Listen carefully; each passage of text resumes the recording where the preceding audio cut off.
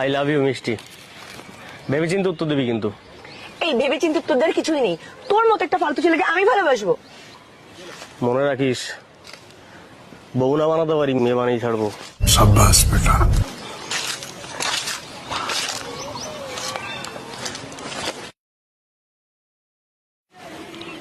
হ্যাঁ ডার্লিং, তুমি খেয়েছো? বাহ,